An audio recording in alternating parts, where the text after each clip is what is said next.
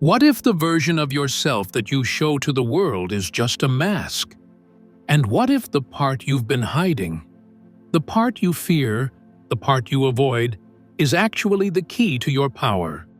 Carl Jung, the legendary psychologist and philosopher, devoted much of his life to exploring this mystery. But what does it really mean to see the true self? How do we even begin to approach a question so vast, so intimate? We live in an age of noise, an era where distractions dominate and superficiality has become the norm. Yet somewhere deep within, there is a whisper, a silent pull that urges us to look beneath the surface, beyond the masks, into the depths of who we really are. Jung believed that the true self isn't something we can see with our physical eyes. It's not a persona we craft or a role we perform.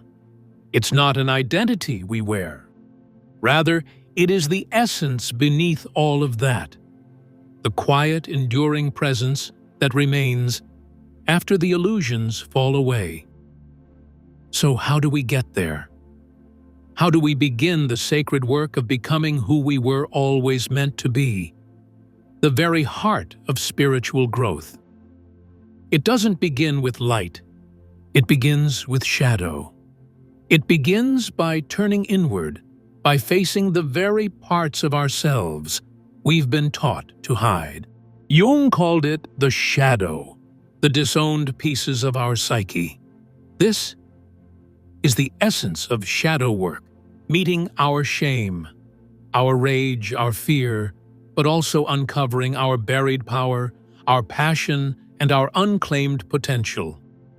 The shadow is not evil, it is simply unacknowledged, and if we want to see the whole truth of who we are, we must learn to face it, to feel it, and to integrate it. Let me ask you something. When was the last time you faced your shadow? Not just noticed it, but truly sat with it. When was the last time you allowed yourself to feel the full weight of your anger, your pain, your insecurities? Most of us spend our lives running from these feelings. We numb, we distract, we build walls. But in trying to escape the darkness, we also lock away the light. That is why shadow work is so essential. It invites us to feel what we've been taught to run from. Jung taught that the path to the true self is not linear, it is a spiral. It descends before it rises. It leads us through the forgotten chambers of our soul, through pain and memory and silence. This journey is not for the faint of heart. It demands courage, the kind of courage that can look directly into the mirror and say, "This too is me." And yet, why take this path? Why not stay comfortable? Why not live at the surface where things are safer, easier? Because the surface isn't real. It's a mask, a performance. And deep down, you already know this. You feel it in the quiet hours, in those still moments when the world falls silent, and something inside you aches for more. That ache is the voice of your soul. It is the call of the true self. Jung once said, "The privilege of a lifetime is to become who you truly are. But with that privilege comes responsibility. You must be willing to let go of who you think you are. You must be willing to peel away the false identities, the ones handed to you by society, by culture, by your past. This is not rebellion, it is liberation." You may wonder, how will I know when I've found my true self? But here's the truth. The true self is not something you find. It is something you uncover. It has always been there like a diamond, buried deep beneath the soil. Your task is to remove the layers of earth that conceal it. Here's the paradox: to see your true self, you must first be willing to lose yourself. You must loosen the grip of the ego, the part of you that craves control, certainty, and identity. The ego is not the enemy. It is a servant, a structure, a survival tool, but it is not the master of your soul. to meet your true self, you must surrender not to weakness but to something deeper. You must learn to trust the unfolding even when it feels like you are walking in the dark. Jung often described this process as individuation, a sacred unfolding of the soul, and a central pillar of spiritual growth. And he reminded us, we do not walk this path alone. Jung also spoke of the self with a capital S. To him, the self was not just your personal essence, it was the archetype of wholeness. It was the divine spark within you. The self is the part of you that is connected to something greater. The collective unconscious, the vast sea of humanity, the eternal dance of the universe itself. To see your true self is to see this connection, to realize that you are not a solitary being wandering a meaningless world, but rather a vital thread woven into the tapestry of existence. So how do we access this deeper truth? Jung believed that symbols and dreams were the language of the unconscious, a secret dialect through which the soul speaks when the mind is quiet. Your dreams, those strange, vivid images that linger in your memory, are not random. They are messages from the depths of your being, breadcrumbs left by the self, to lead you back home. So I ask you again, when was the last time you truly listened to your dreams? When was the last time you let your intuition, not logic, guide you? When did you last pause just long enough to hear the whispers of your own soul? This journey isn't about perfection. It's not about becoming someone else. It's about remembering who you've always been, a return to truth that defines real spiritual growth. And shadow work is one of the deepest paths back to that memory. It's about reclaiming the parts of yourself you abandoned long ago, the wild, the soft, the broken, the radiant. To see your true self is to see the world with new eyes. It's to find beauty in the mundane meaning, in the chaos, and purpose in the pain. It's a way of being raw, real, and awake, to live in truth, to act with integrity, to love without armor. So I invite you right now to begin, to step into the dark, to meet your shadow, to reclaim your wholeness, to stop treating your true self as an abstract concept and start living it as a breathing reality. Now let me ask you, what will you find when you dare to look? Because to see the true self, we cannot ignore the shadow. Jung taught that the shadow is not your enemy, it is your teacher. And yet, most people run from it. Why? Because it's uncomfortable, because it holds everything. We don't want to face our envy, our rage, our guilt, our desire. These are the parts that don't fit our curated image of who we think we're supposed to be. But here's the truth. The parts we exile do not disappear. They linger, they operate from the dark, influencing us in ways we don't even notice. Think about it. How many of your reactions are truly yours? And how many are echoes from something buried? A casual comment pierces deeper than it should. A simple delay unleashes a storm of frustration. Why? Because the work you haven't done, the shadow work, waits beneath the surface, waiting in silence, and it erupts unexpected, raw, and often misdirected. Jung warned us, until you make the unconscious conscious, it will direct your life, and you will call it fate. The shadow scripts your story in silence until you bring it into the light. But this is not a battle. This is not about defeating the shadow. It's about understanding it, welcoming it home. So, how do you begin? Start by noticing the patterns, the triggers, the emotional spirals that seem disproportionate. These are not random. They are clues, breadcrumbs from the shadow.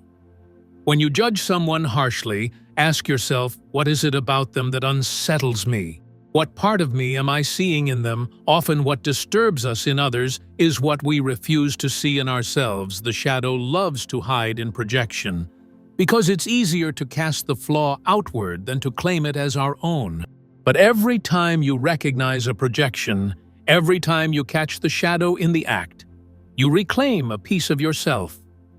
It's a moment of clarity, a moment of homecoming. Sometimes the shadow speaks through dreams. Jung believed they were direct transmissions from the unconscious, a recurring nightmare, a strange symbolic image that haunts you. It might be your shadow trying to reach you. The question is, are you listening? Let's be clear, this work is not glamorous. It's not a spiritual highlight reel. It's hard. It's messy. It's painful. It means looking at the parts of yourself you've spent your life avoiding.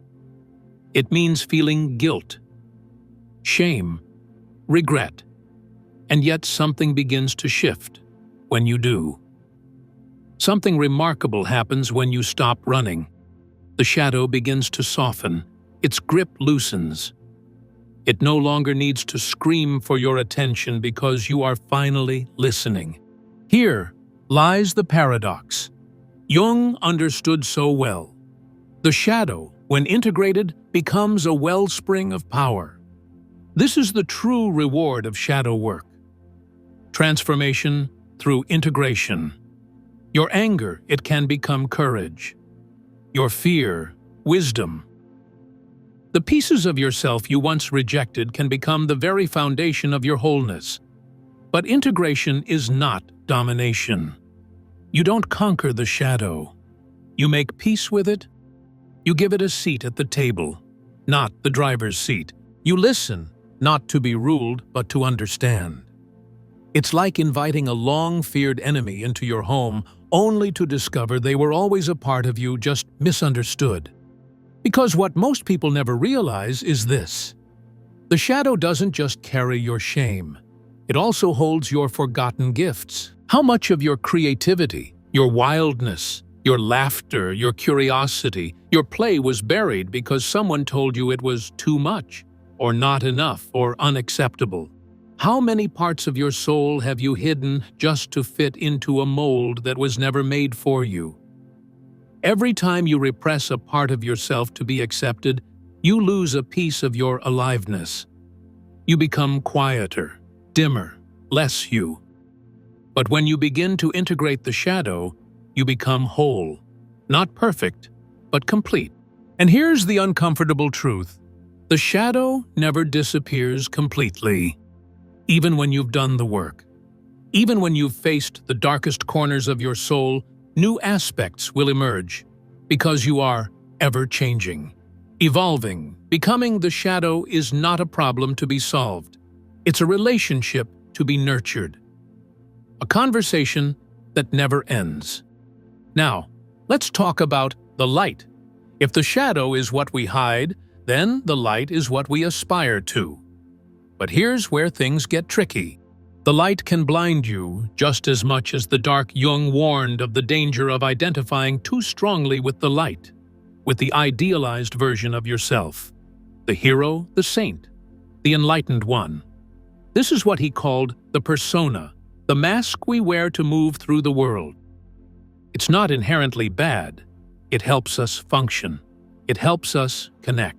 But the danger is this: when we mistake the persona for the self, when we become attached to the image we project, we lose sight of who we really are. Imagine the person who prides themselves on being kind and selfless. It looks beautiful on the surface, but what if their kindness is driven by a fear of conflict? What if their selflessness is a way to avoid their own unmet needs? Even the light, when unexamined, casts a shadow. So to see the true self, you must not only confront the darkness, you must also question the light. You must ask, are the values I live by truly mine? Are the roles I play authentic, or were they assigned to me?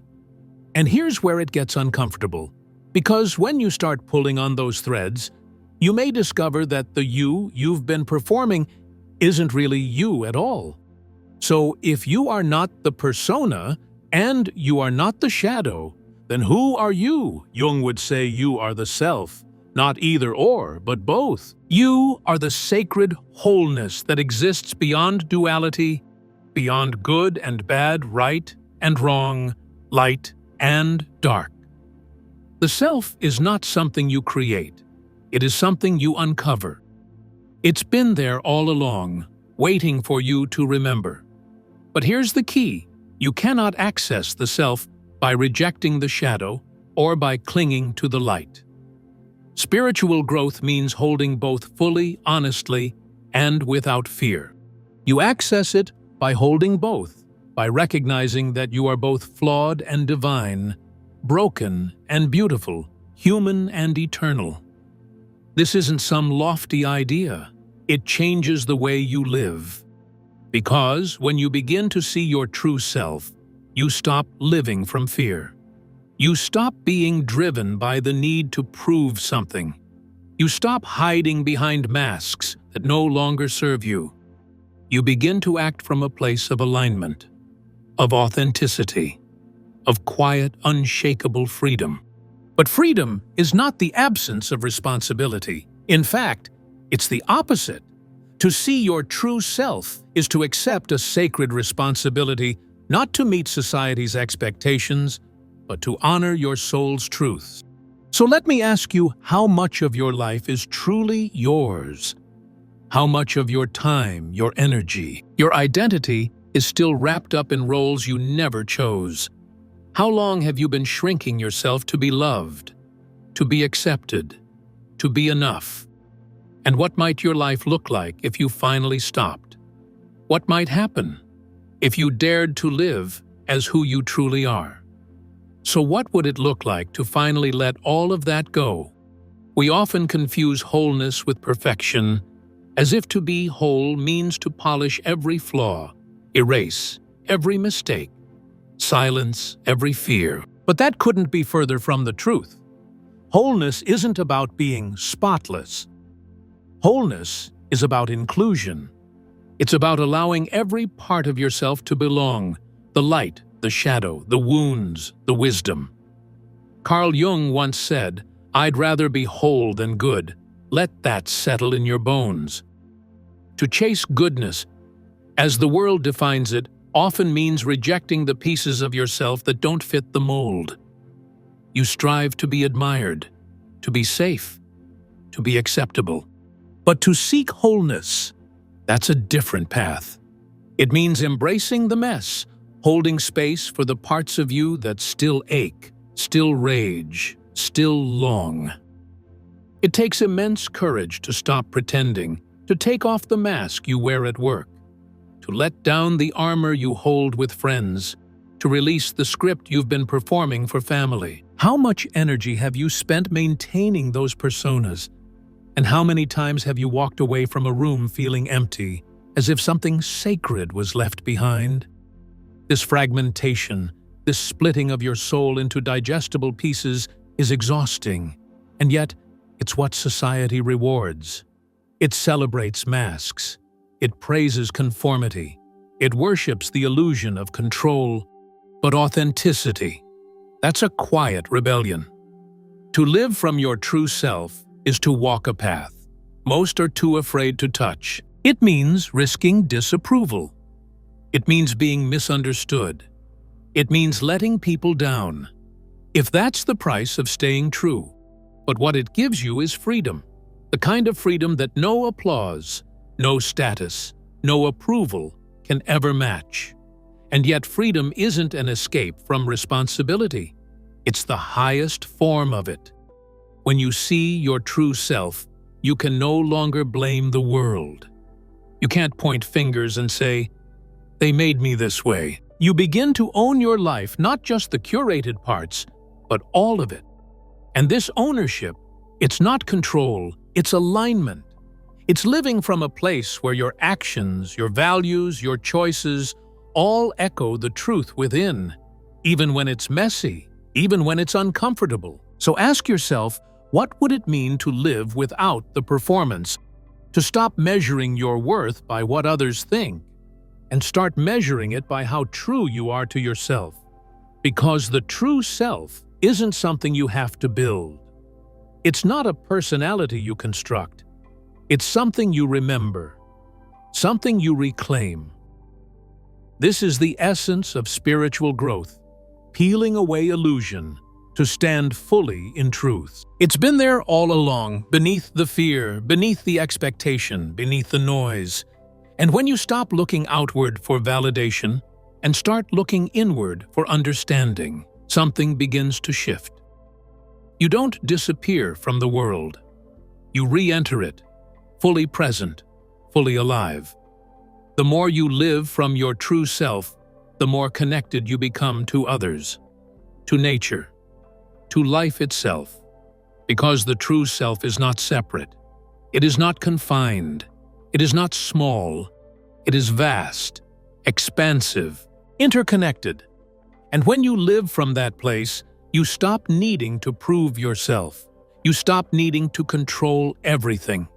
You stop needing to be anything other than what you are. And in that space, you find peace. Not the fragile kind that comes from avoiding conflict, but the kind of peace that sits unshaken in the center of a storm that is wholeness. It's not a destination. It's not a title. It's not a spiritual badge of honor. It's a way of being, a way of breathing, a way of remembering. And when you live this way, you give others permission to do the same, not by preaching, not by trying to be a light, but simply by being. So I leave you with this. If you stopped pretending, if you stopped hiding, if you stopped running, who would you be? And isn't it time to finally find out?